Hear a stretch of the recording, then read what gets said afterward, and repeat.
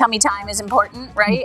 But tummy time is important for everybody. So I would tell you for the lifespan, we need to get our babies on their tummy so they can get up, they can learn to lift their head and start developing that head control. But as we get older and we're all forward and on computers and driving and everything, we also get really tight and short in all of our front muscles, and our back muscles get all long and weak. So we all need tummy time. Let's talk tails. So what do you get when you combine nearly 5 decades of Arizona nonprofit experience, a golf tournament, a physical therapy doctorate, multiple community festivals, and an unshakable dedication to kids and families? It's a Tales with Taylor First, a dynamic duo. That's what, both born and raised here right in the Grand Canyon State. These two wonderful women have been a part of a fabulous organization working to make the Valley a better place for years to come. Different entry paths and different skill sets, but the same mission. So please give a warm welcome to Louann Phillips and Jessica Brandt, representing Southwest Human Development. Thank you both for being here. Thank you for having us. Thank you. So, for those who don't know, Southwest Human Development has a few, different opportunities all within its one umbrella. What is Southwest Human Development? And in particular, what sector of it do you two focus on mostly? Do you want to address the Southwest Human Development in general? Well, sure. Southwest Human Development is one of the largest nonprofits in the state that support young children and their families. And we do that through a variety of services, everything from disability services to early literacy to family support services, and even professional development for early childhood instructors and caregivers. And then, I know we've gotten to know each other through the Adapt Shop. So, Jessica, what is the Adapt Shop? So the Adapt Shop is a place that families and community therapists can come together and find equipment that help children with disabilities be fully included in their life. Mm-hmm. And so we have a shop that's filled with commercially available equipment that families can come and try and bring home and make sure it's the right fit for their child. But the really exciting thing is that we have a fabrication shop, though. So we have a fabricator that works very closely with our occupational therapist and physical therapist, and they actually create, design, build, and give families custom equipment same day sometimes. That is so amazing, and definitely a resource that not enough people know about. So what, type of disabilities have you been able to help people, and what type of adaptive, products have been created through the Adapt Shop? For someone who maybe has no idea, what could be some of those needs, what are some of the things that you've been able to fabricate and make and help families with? Yeah. Well, so we work with children and families with a variety of diagnoses. I mean, it could be cerebral palsy, Down syndrome, spina bifida. It could just be a child that isn't reaching their milestones at the age that you would expect them to. And so they come to the Adapt Shop. We've got things that help children walk, they help children crawl, they can help children sit. And so, again, they come for a variety of reasons. But the thing that we create, we create several things, but one of the main things that we create is an adapted chair. So it's a fully customizable adaptive chair that typically would help a child that has very significant delays be able to sit. And so the chair, our fabricator has made this incredible design that can be adapted. It's completely modular. It can be placed on a high base so you can sit up at the chair with your family. It can be on a low base so they can sit on the ground with their siblings. It's really what the family needs, right? So it's getting to know the family, what's important to them, where are they having difficulty getting their child involved, and how can we support that? We make resonance boards for children that have visual and hearing impairment. We have stand-up bars for a child that's just learning to stand but can't quite do it on their own, so they can learn to stand up.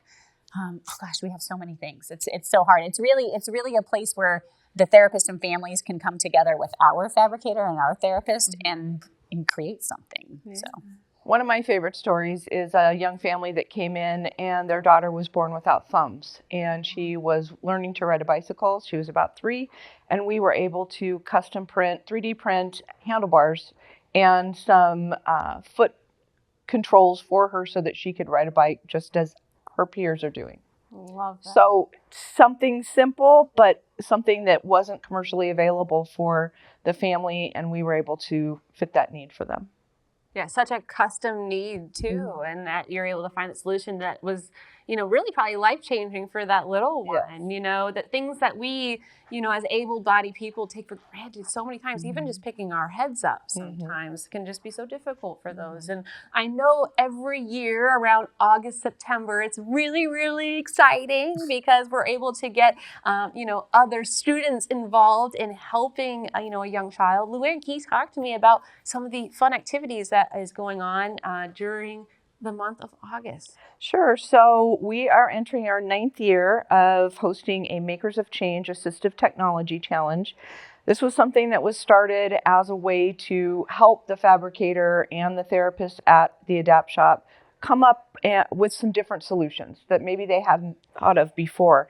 And we make this opportunity available to any Arizona high school. We asked students to form teams of 3 to 5, and they apply. There's no cost to apply. We create a guide, we create a video, and we document the life of a child that is having a challenging situation with a disability. And so through that, we tell the story of the family, we tell the story of the child, what they've tried to achieve some of their goals, and we ask the students to come up with a solution to one particular challenge that the family is wanting to work on. We have worked on helping children who are unable to walk, create incentives to get them to take steps. We have worked on a play device for a child who was visually impaired, and it was a way to get him to be able to tell his family what his needs were. We just recently finished a challenge for a child with cerebral palsy who has 2 younger siblings, and the family wanted a way to get the siblings to come to the child that was in a wheelchair. The younger siblings were able-bodied, and so these teams created different toys and scenarios where the child in the chair would be able to have the device in front of them and bring the others to them so that they could play together. So we just are working on putting together the challenge right now. We have identified a family, and one of the things that's so amazing about this challenge is that through the relationships that are developed at the Adapt Shop with our therapists, families are willing to share their story. And it's a very private journey that many families go through. Some families have similar disabilities that they experience, but each family is unique. And so for them to be able to allow us to get a glimpse into their life, learn about their child, and share this with hundreds of high school students to create a solution for them is really remarkable. And so, it's pretty easy to see the impact that it could be for the child with disability to get these, new tools to be able to do things they weren't before. What is the impact for those students that get involved that are part of the Makers of Change Challenge? I think it exposes them to a whole new world, right? So these children are showing interest in either a STEM career or an engineering career. And so I think this is a way for them to see how they could use those skills to impact the world, right? And so I don't think that that's a mainstream focus, right? When we're thinking about engineering and STEM, You're not like, I really want to create adaptive equipment. So I think that this introduces the high school students to a whole realm of possibilities, and to see how their skills could impact a family and a child is really powerful. And we've seen that. We've seen that with how the students interact with the family. Like when they come and present their new idea, the family is there and the child is there too. They get to interact with the child. They get to interact with the family. They get to see the impact that their design has on that child. And I think that that's powerful. And for me as a therapist, a physical therapist, we always need more people to be interested in being in this career field and working with families, whether they decide they want to be an engineer still and use that, or if they want to come and be a physical therapist or a speech therapist. I think, again, we're creating a lot of opportunities, and I think that's, to me, what's really exciting about it. I also think just the fact that it builds so much awareness and empathy on the part of the high school student. I think back to when I was in high school, there were a lot of things that I was not thinking about in terms of what I could do for others or what others might be experiencing. And so we do a pre and a post survey with the students. From those results, we see that it changes their outlook, their perspective on what they can do for the world and how they can help others. And it also gives them some amazing resume building experience because they get to problem solve, work together as a team, learn some new skills, maybe by 3D printing or coming up with CAD designs. There's all kinds of components that they can build into that really will help them as they further their careers.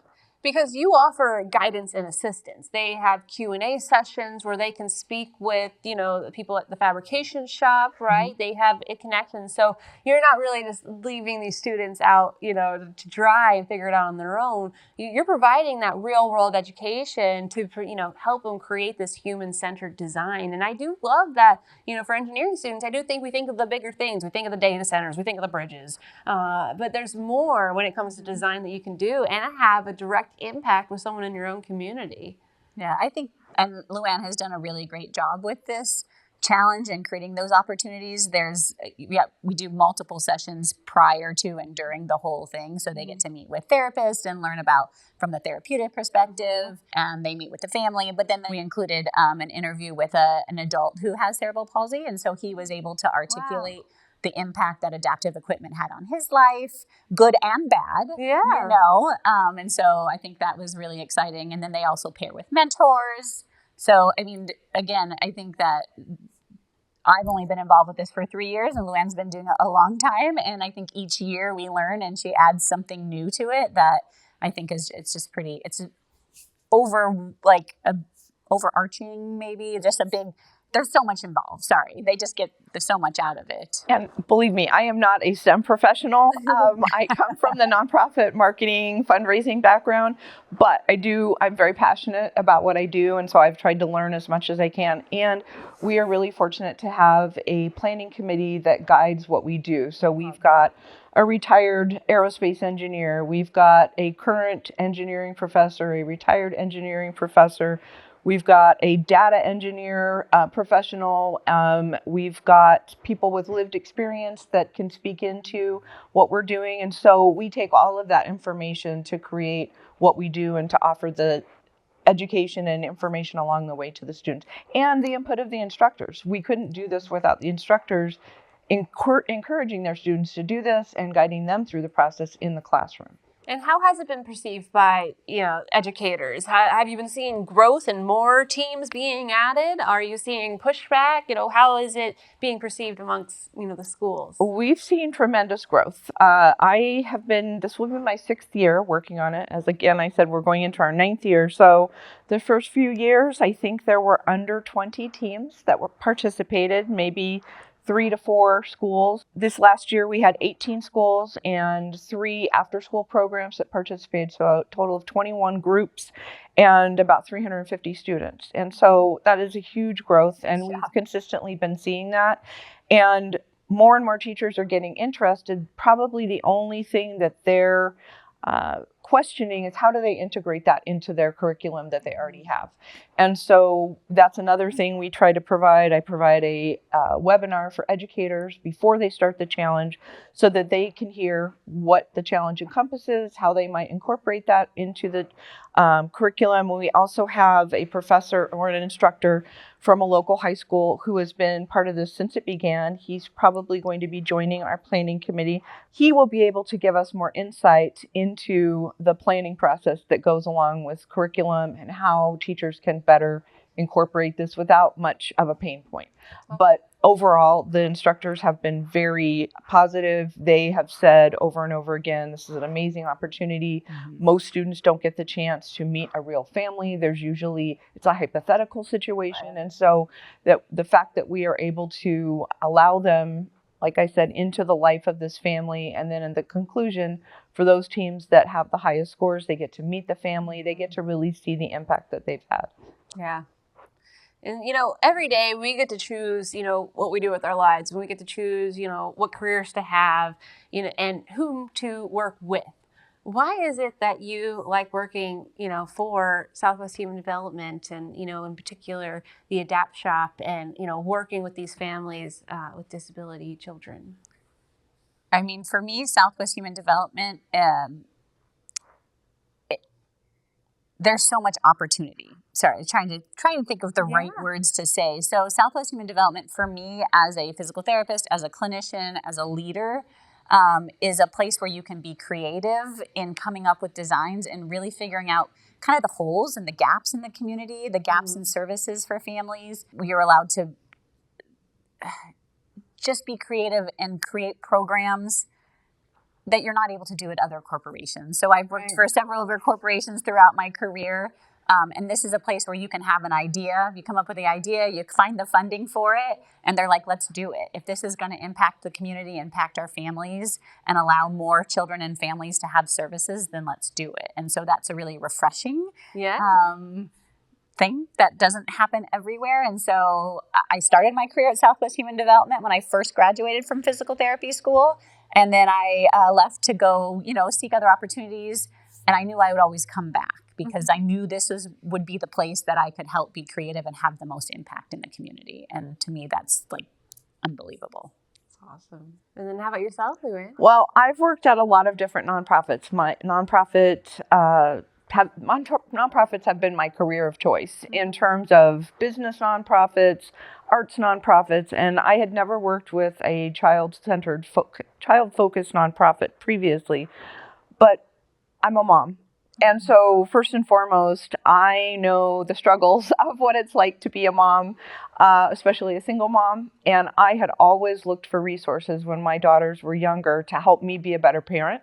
I did not find Southwest Human Development, but when I came upon Southwest Human Development as an employer, I saw the amazing opportunities for families, young families like I was at one point, to get resources. I mean, one of the things that we offer to any family within the Valley or in the state is our helpline. We have a helpline that offers caregivers, parents, grandparents, etc., to call and ask any question that they have. It's staffed by professional child development individuals, and they are caring. They will take the time to answer any question. That's also a really great way that families can find out about utilizing our services, because maybe there is a problem with growth development and they're concerned. Well, that when they're talking with this family, they can refer them to our disabilities programs, for instance, or maybe they have a concern about another diagnosis. We do support a lot of different areas of disabilities, feeding,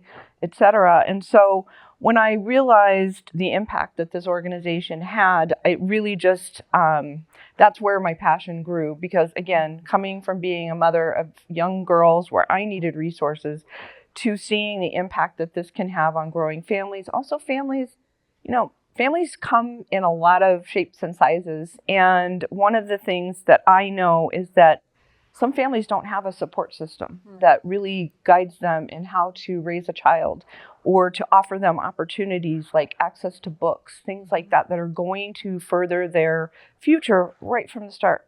And the first 5 years are the most important in any child's life. And so again, to see the impact that we can have as professionals, I am not offering the services.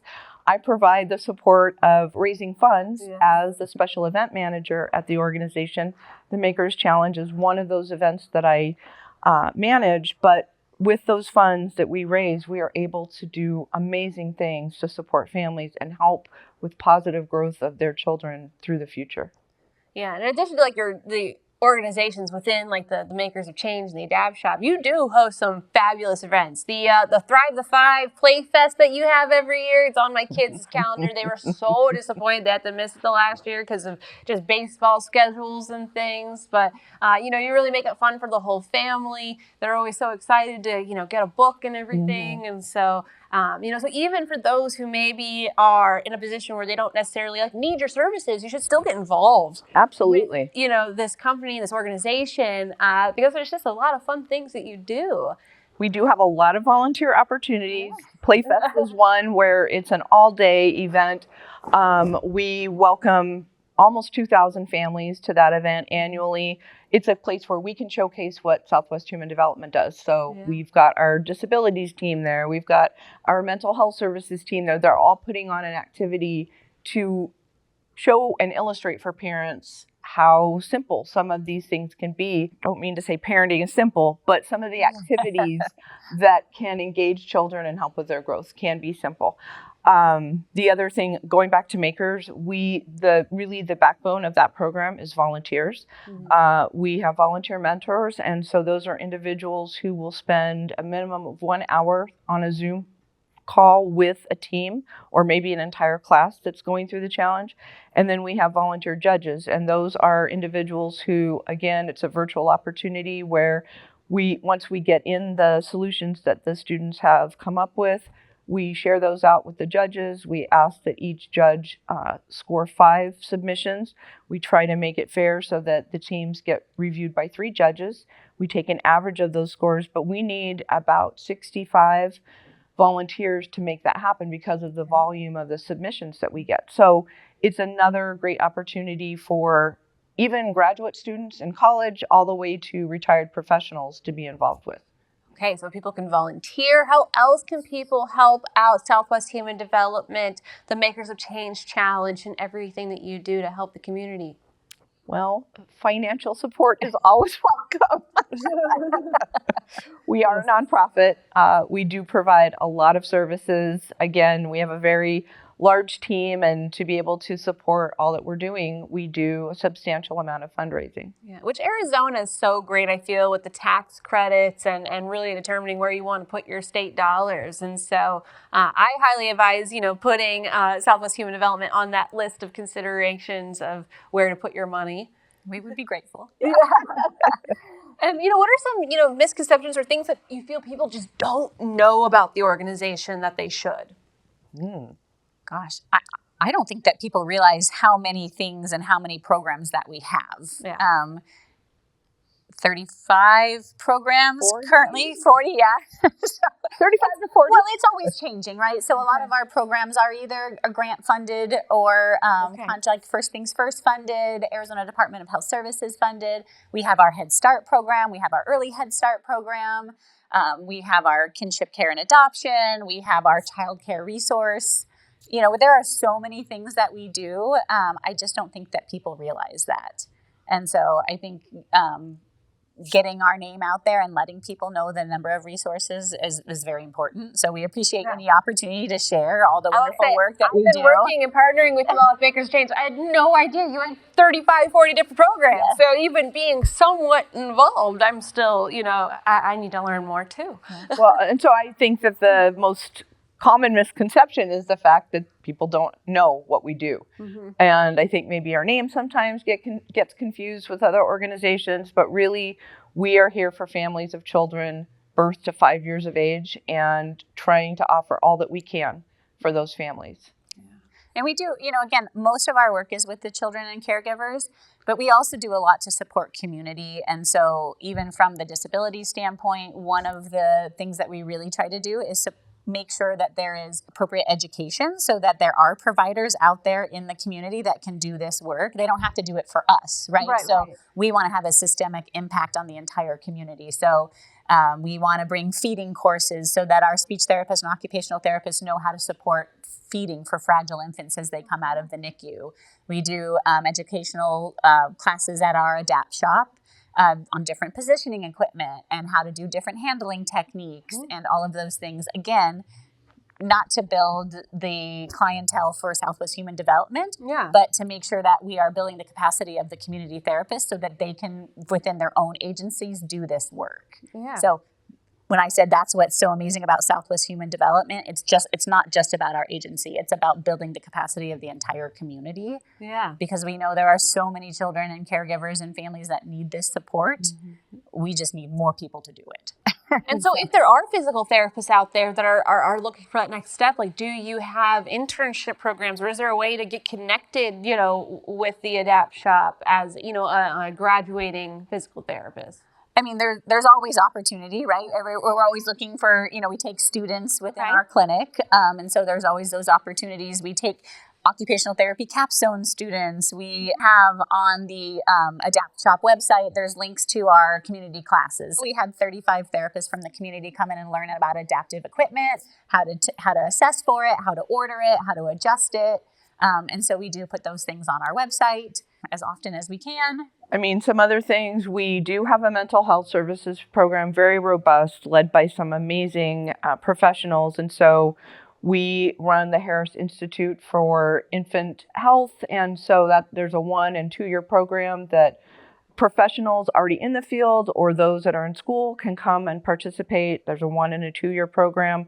We also have our early childhood business solutions, which is really there to strengthen childcare providers. So a lot of times someone may open up a childcare in their home, but maybe they don't have all of the business tools that they need to see success. It's not an industry that you get into to really make a lot of money. It's something that a lot of people do because they care about children and families, but it's a true business. And so this program that we have will help them with enrollment tools, with billing, back-end support, and also training as to how they can interact better with the children and understand what those children's needs might be. So it's a whole range of opportunities for those in the early child care field to grow and to be better business owners. That's fabulous. That is so fabulous. Because a lot of, business owners, we get into it because we have a skill or a passion. So, someone who's very good at hair is very good at hair, but maybe not so good on the business side. Someone who's a very good caregiver can be a very good caregiver, but then all those business nuances. And a lot of times it is confusing of like where to go. And so that is beautiful that you just have, a one-stop shop for really anyone within the world of, from caregiving, needing the care, everything in between, that, you have a program or a resource or something to help them, it seems like. And if we don't have it, let us know and let's try to figure out how to get it, right? I love that. Yeah. Explore how to get it funded and, And that is one of the great things. Just like Jessica said, we have the opportunity, the leadership there is very receptive to new programs and offerings. If there's something that is needed in the community and we can find a way to get it funded so that the childhood development specialists can put their skills to work, we will do what we can to bring that program on or integrate it into what we're doing.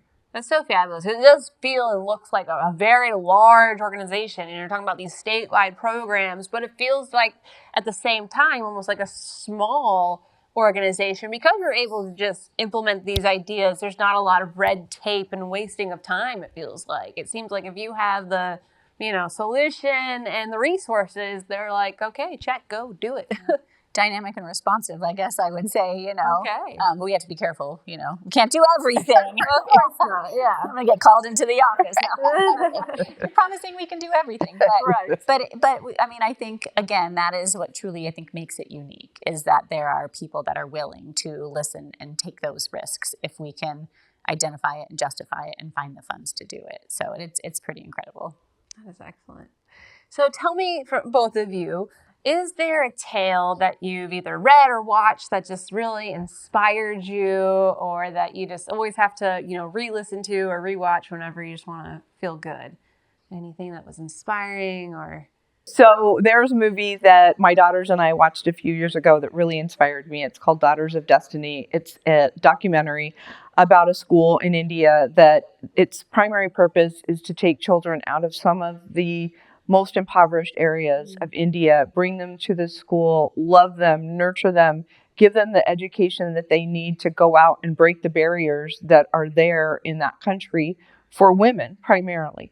And it follows several of these young women along from the time they were literally maybe 8 to when they're going into college, and it shares their families, etc. And it makes it really real. Again, the struggles that many people have that we don't even know about. And so it was really inspiring to me. And I love that my daughters watched it with me because it shared with them world, a world that they don't know. And so I carry that with me a lot. I think about that. I think about the individual who is running the school that's not doing it for a profit, but doing it for the betterment of the community and for the country.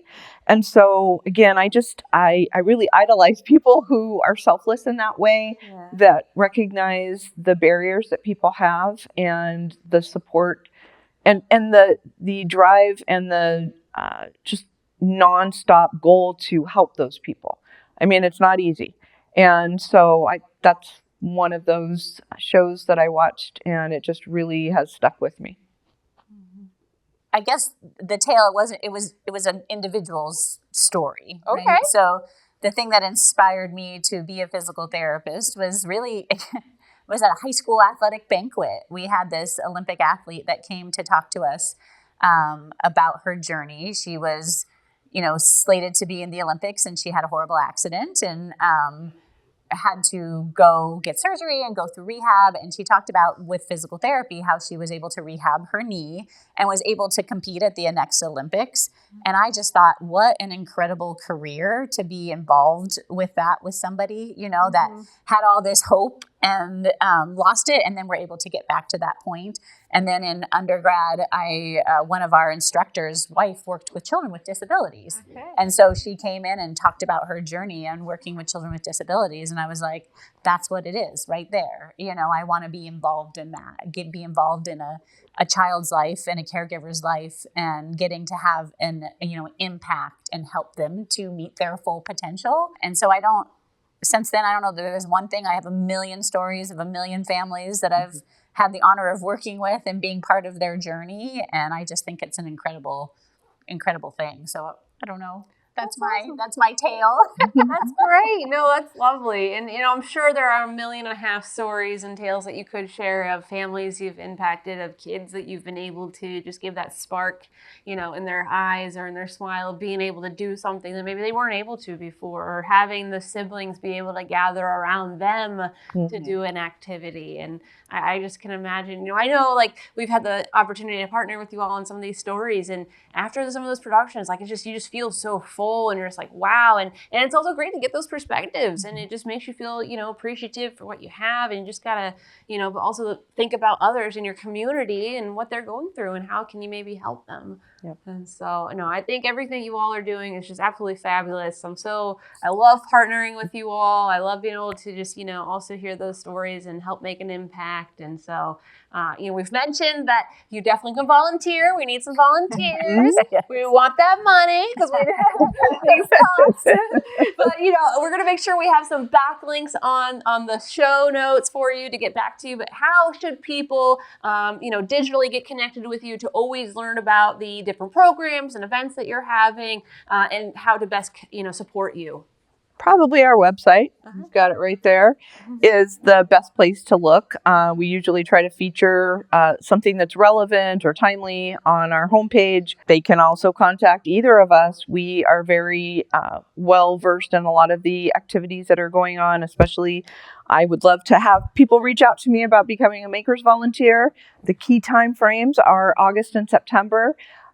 So again, an opportunity to mentor, which is sharing your advice and guidance, or judging, which is using the skill sets you've got and a guideline that we provide to give these high school students the feedback that they need to keep going and know that the time that they took to participate in something like this was really worthwhile, and it is going to help them in their future, whether they participate in a STEM career or not. Right. It's an experience that really is valuable, priceless, and it really does help those in the community with disabilities to discover and have more opportunities with some new designs that will help them to continue to grow.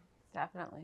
So make sure that you take a look at the show notes, that you click on Southwest Human Development's website, that you get connected, because whether you are someone in need or know someone, you can still make an impact in your community by just getting connected with Southwest Human Development. So thank you, Louann. Thank you, Jessica, both for being here. It was such a pleasure. And just to close this out, I would love for you each to give our audience just one tip you'd give them, whether it's a health physical therapy tip, or it's a fundraising tip, or just a general life tip of, how to go about your day?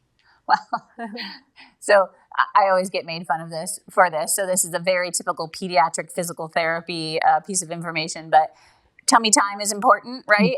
But tummy time is important for everybody. Oh. So I would tell you for the lifespan, we need to get our babies on their tummy so they can get up, they can learn to lift their head and start developing that head control. But as we get older and we're all forward and on computers and driving and everything, we also get really tight and short in all of our front muscles, and our back muscles get all long and weak.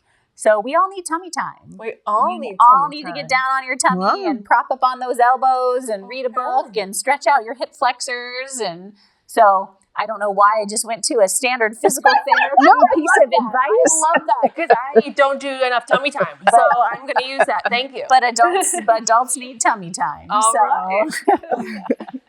Okay, my advice would be get out there and support a nonprofit that's in need. We are in a time where a lot of people are in need, where our society seems a little bit confused and worried. And I can't think of another better activity than volunteering and helping others in need. It doesn't have to be Southwest Human Development. There are so many wonderful nonprofits within the Valley that you could look to.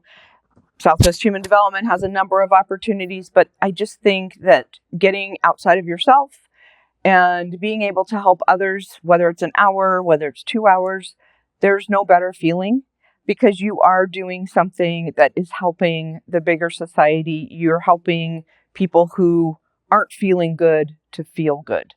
And so I encourage people to give their time. It's really needed, and it's really a way to also make yourself feel better after you do your tummy time. Yes, I was about to say, so go grab your phone, go find a nice soft floor, get on your tummy, start researching that nonprofit you're going to start supporting. I was going to say, I want to change my answer. That was a way better answer. I like that. I like the answers together. So now we're going to research nonprofits while doing our tummy time. All right, perfect. Yes, thank you both so very much. Go out there, check out Southwest Human Development, and in particular, take a look at the Makers of Change Challenge and the Adapt Shop and all the other amazing 35, 40, maybe by the time this airs, 50 plus programs that they have. Thank you both. Thank you. Thank you for watching Tales with Taylor. Please make sure you like and subscribe to the Financial Potion YouTube channel to never miss an episode.